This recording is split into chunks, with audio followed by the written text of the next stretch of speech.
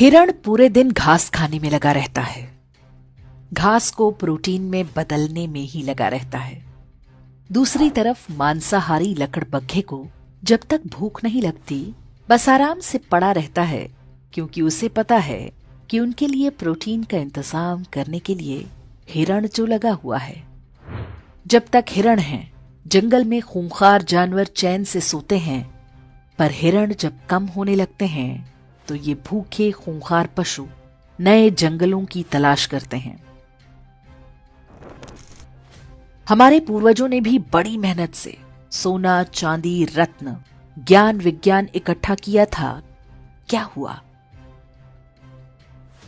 बाहर से कुछ लकड़बग्घे आए और सब कुछ सफाचट कर गए।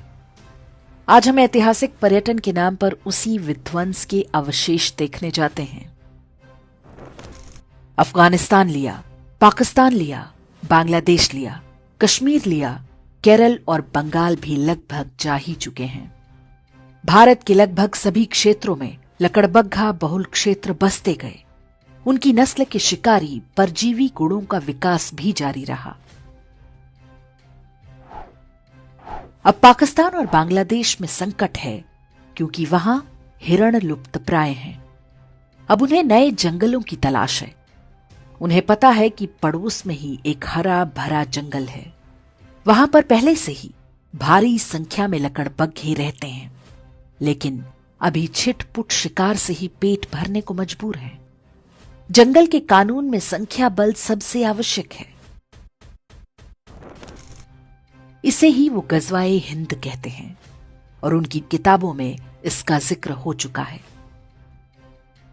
हर शांतिप्रिय लकड़बग्घे के मन में वो ऐसे बैठा हुआ है जैसे हिरणों के मन में संविधान और राष्ट्रगान। हिरणों को अनुमान नहीं कि आखिरी युद्ध बहुत कठिन होगा, क्योंकि ये अंदर से शुरू होगा, फिर बाहर से। जितनी तेजी से पाकिस्तान और बांग्लादेश से हिरण कम हो रहे हैं, ये युद्ध उतना ही निकट आता जा रहा है। ये युद्ध अचानक नहीं होगा। वास्तव में हम पहले से ही इसके बीच में हैं। विश्वास ना हो तो हैदराबाद, केरल, पश्चिम बंगाल, यूपी, हरियाणा, राजस्थान, दिल्ली आदि के लकड़बग्घा बहुल क्षेत्रों में घूम आइए। हिरणों ने वहां से घर और संपत्ति बेचकर कहीं और बसेरा बना लिया है। लेकिन वे जिन स्थानों को सुरक्षित समझ रहे हैं, वो भी वास्तव में सुरक्षित नहीं है। सिर उठाकर देखें तो उनके ही आसपास कोई लकड़बग्घा फलों और नारियल पानी का ठेला लगाए खड़ा है।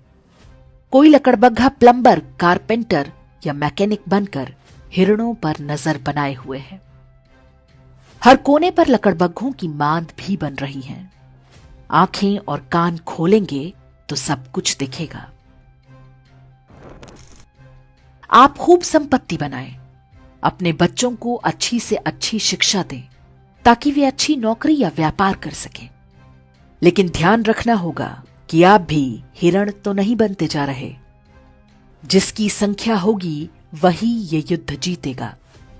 महंगाई करो ना रोकर, यदि आप 1 या 2 बच्चे तक सिमट गए तो निश्चित मानिए कि जिस घास को आप प्रोटीन बना रहे हैं, वो किसी न किसी लकड़बग्घे के काम आएगा।